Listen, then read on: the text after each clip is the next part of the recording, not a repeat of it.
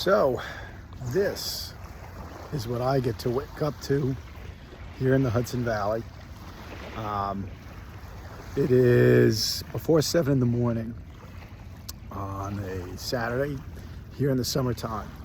And I've got some work to do, so I'm gonna go head off to my favorite coffee shop in a few minutes, but I wanted to shoot a video because I had a really interesting conversation this morning with an entrepreneur.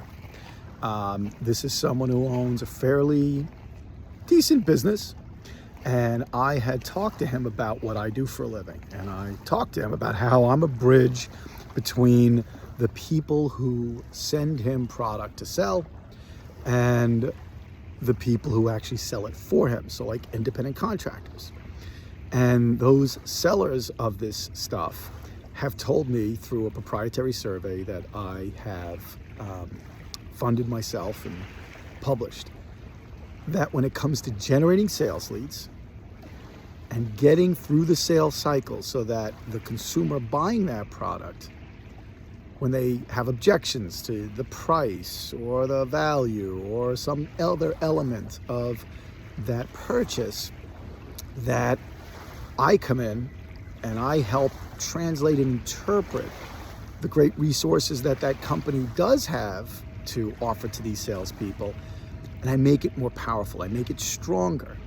I make it more relatable. And sure enough, now I've got the train on the west side of the Hudson chiming in.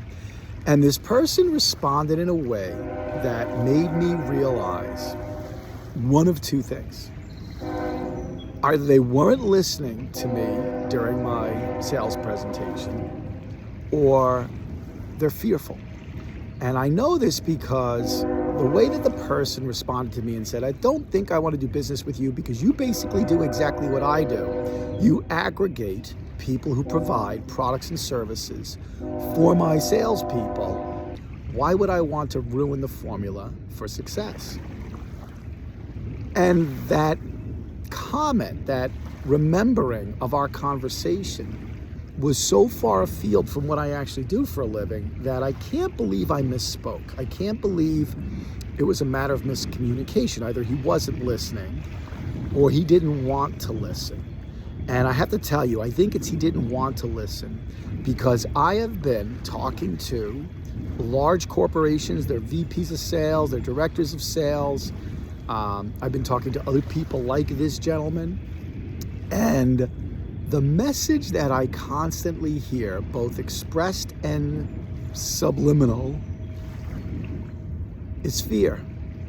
They think that what they're doing is working, and why mess with the formula for success? And I gotta tell you, I've been in business now going on 35 years, and what I can tell you is when you think you've got something nailed, you may.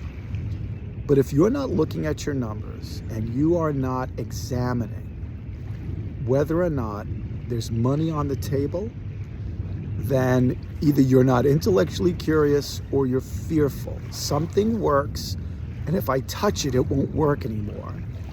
Or I'm not ready to look at my numbers and ask myself, could I be making more money trying something new and different? I know so many people who get locked into a way of living, a way of doing business, a way of examining what they do for a living and how their business performs. And they don't like to look at the numbers, pull them apart, and ask themselves, could I be doing something better, smarter, more efficient, more productive? Is there a way I could add a product to my product set that would make me even more money on the same sale? That's intellectual curiosity. That is a desire to win. That is a desire to be as successful as you can be. And if there's one thing that my father gave me, other than his example of what parenthood and fatherhood is, it was this desire to always ask yourself, could I do or be better? Is there a way for me to be stronger at what I do?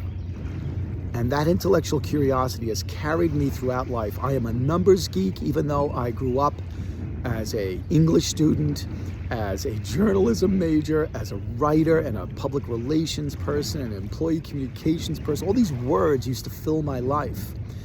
And as I started to learn more about numbers and how they work and refined my skills in Microsoft Excel, when you start looking at numbers and start seeing benchmarks to compare your numbers to, whether they're your own benchmarks or external benchmarks that are valid, if you don't have the intellectual curiosity to pursue understanding those numbers and asking yourself, could I do or be more?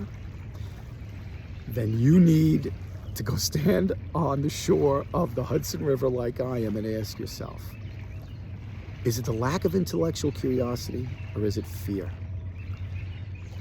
I think it's a combination of both for this one particular industry that I operate in. I think a lot of people talked at the pandemic that we are going to have to change the way that we operate at the very beginning, because it was readily apparent to everybody that the profits, the sales were not optimal, and that the fact that they were not optimal showed up when people could not have any cash flow. They weren't saving enough in their businesses during the boom times. That means we're not doing a good enough job in that industry. Because yes, a pandemic is a once in a lifetime, hopefully once in a lifetime, extraordinary experience. But for so many people within months to say, I can't provide refunds to my customers, I am causing great distress amongst my employees and my customers, I will probably be shutting down because this pandemic has just tapped my capital, then you know what? There's something wrong with your business model, because there has to be ways for you to pivot, to save, to invest in the business in a way that you can do and be something that survives even the hardest times. And of course, yeah, we all got a little bit of government help. Well, I didn't. But quite a few people got government help to get through this. But is that what you're relying on? I don't know. This week's conversation, during a time where this particular industry, the travel industry, may not have the greatest fall and winter. I'm very curious to see how the recession, inflation, the way it's bitten into people's savings, I'm wondering whether or not this boom and surge that everybody has enjoyed the last 5 to 7 months, whether or not changing our business model, not being intellectually curious, and most important, operating from a place of fear, what that's going to do to that particular industry. Comment below. I want to hear what you think. I hate when it's just a monologue. Monologues are for egos. I like to believe I don't have a big ego. I'm trying to have conversations with intelligent, intellectually curious business owners to ask ourselves, how can we do and be better? How can we collaborate together to make more money? And how can we spend more time enjoying scenes like this instead of worrying about where the next sale is going to come from? So let me know what you think. Jump on board and let's have a dialogue that expands our opportunities together. Thanks.